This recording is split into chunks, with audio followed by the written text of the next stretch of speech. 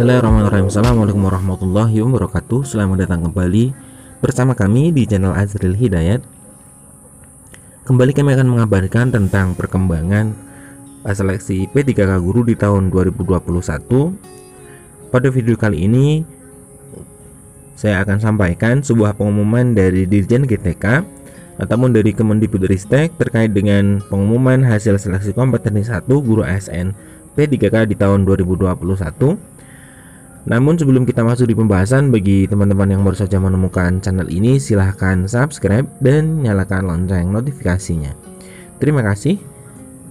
Saya bawakan surat dari Dirjen GTK pengumuman nomor 5363/B/GT .01.00/2021 tentang penundaan pengumuman hasil seleksi kompetensi 1 guru ASN P3K tahun 2021. Sehubungan dengan masih berlangsungnya proses pengolahan nilai seleksi kompetensi 1 guru P3K, bersama ini kami sampaikan bahwa pengumuman hasil seleksi kompetensi 1 guru P3K yang semula dijadwalkan tanggal 24 September 2021 ditunda sampai pengumuman lebih lanjut. Jadwal terbaru akan diumumkan melalui laman https://guru-p3k.kemdikbud.go.id. Demikian pengumuman ini disampaikan untuk diketahui. Ini merupakan pengumuman terakhir ya dari Dirjen GTK terkait dengan penundaan pengumuman hasil seleksi kompetensi 1 guru ASN P3K tahun 2021. Ini pun terkait dengan RDP ya, atau rapat dengan pendapat bersama dengan Komisi 10 terkait dengan rekomendasi dari Komisi 10 untuk menambah afirmasi untuk honorer. Nah, terkait dengan penundaan ini kami akan sampaikan 5 poin atau 5 kebijakan yang nantinya akan dilaksanakan oleh Kemendikbudristek setelah atau pasca penundaan hasil seleksi kompetensi 1 guru ASN P3K tahun 2021. Silahkan disimak videonya hingga akhir. Pertama saja ya, sekitar hampir 100.000 guru honorer dari seluruh Indonesia akan segera diangkat menjadi guru P3K. Nah, ini mohon tepuk tangannya untuk 100.000 Bapak Ibu yang sudah lolos. Mereka sudah berjuang luar biasa, dan kita patut juga menyelamati mereka karena mereka sudah berhasil. Ini baru ronde pertama lagi, belum ronde ketiga, belum tahun depan. Jadi dari 326.000 formasi yang terisi pelamarnya Bapak Ibu, 30% itu terisi. Ya, dari 30% itu terisi. Ya, jadi saat ini yang 100.000 itu mewakili 30% dari 326.000 formasi yang ada pelamarnya. Sayangnya ada formasi sisanya tadi yang 170-180.000 yang tidak ada pelamarnya. Nah, itu yang harus kita usahakan bersama. Ya, berarti 100.000 di tahap 1 pun ronde pertama ini 100.000 akan diangkat, dan lebih banyak lagi yang akan diangkat setelah ujian seleksi kedua dan ketiga. Alasannya banyak, mereka banyak yang lebih pastinya tentunya sudah mengetahui tes yang pertama, tes kedua biasanya angkanya meningkat. Kedua, formasinya akan lebih banyak ya, karena banyak daerah yang akan kita yakinkan ya secara paralel. Dan ketiga juga optimalisasi yang akan dilakukan GTK untuk memastikan daerah-daerah yang kosong itu ada demand-nya. Ya, tapi kita belum bisa ini hanya rekap awal. Pengumuman lengkap hasil ujian seleksi pertama dilakukan beberapa hari ke depan ini. Nah, Kemendikbudristek saat ini mendengarkan aspirasi masyarakat yang sedang memperjuangkan afirmasi tambahan ya, baik untuk daerah-daerah yang kekurangan guru atau untuk yang usia di atas 50 tahun. Ini kami sangat mendengarkan, dan ini menjadi kami sama dengan Komisi 10.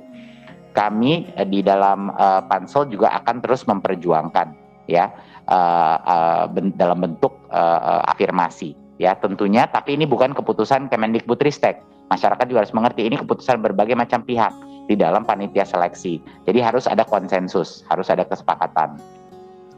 Kami juga mempertimbangkan masukan dari pakar-pakar pendidikan tentang pentingnya menjaga integritas proses seleksi guru untuk meningkatkan kualitas pendidikan bagi siswa Indonesia. Jadi Bapak Ibu, ada dua opini yang dua-duanya valid. Satu opini di mana kita harus benar-benar mengapresiasi pengabdian daripada guru-guru honorer kita, dan untuk segmen-segmen tertentu memberikan afirmasi yang layak. Dan di satu sisi ada juga banyak sekali pakar-pakar pendidikan yang merasa kita juga harus menjaga integrasi daripada proses seleksi menjadi guru kita, dan itu tidak ingin dikorbankan, ya, tidak ingin dikorbankan untuk kualitas anak-anak pembelajaran anak-anak kita. Jadi ini dua hal yang harus kita pikirkan secara seimbang, Bapak Ibu. Tidak bisa satu pihak saja. Tapi saya mau menekankan secara eksplisit bahwa aspirasi Komisi 10 dan Kemendikbud ya adalah sama. Kita menginginkan, sudah menunjukkan, kami sudah mengeluarkan afirmasi sebelumnya dan berhasil memperjuangkannya, dan kami akan terus memperjuangkan dengan Parselnas untuk bisa menangkap atau mengakomodasi aspirasi masyarakat tanpa mengorbankan integritas daripada tes seleksi ini, dan tanpa mengorbankan kualitas pendidikan anak-anak kita. Saya rasa itu, jadi mohon doa restu.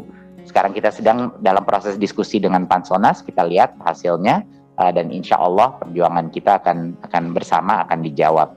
Saya rasa itu yang bisa saya sampaikan mengenai proses P3K. Seterusnya untuk penyesuaian RKKL tahun 2022, saya persilahkan Ibu Sekjen untuk melakukan presentasi. Instruksi pimpinan, izin sebelum presentasi soal anggaran, kita bahas dulu ini kan suatu yang berbeda, ada dua hal yang berbeda. Kita bahas yang ini dulu, lalu kita masuk ke yang itu. Terima kasih pimpinan. Terima kasih Mas El Nino, usulannya. Saya lempar ke forum. Saya tadinya kita tuntaskan dulu, baru nanti season tanya jawab. Khusus untuk RKKL, jubir per fraksi cukup satu, menyangkut soal perkembangan seleksi P3K nanti kita berikan kesempatan seluas-luasnya. Izin pimpinan, Silakan. Golkar. Saya setuju dengan usulan Pak El Nino. Kita bahas dulu rekrutmen ASN ini supaya nanti bisa menyerap semua aspirasi, karena anggota juga menjadi saluran aspirasi dari para peserta. Terima kasih Pak Ketua. Terima kasih Pimpinan. Pak Sasidat. Putra Nababan, PD Silakan, Perjuangan. Bang Putra. Baik pimpinan, saya ikut langgamnya Ketua Komisi yang di awal sudah membuka dengan beberapa agenda dan kemudian disusul dengan penjelasan Menteri terhadap beberapa agenda yang dimintakan pimpinan.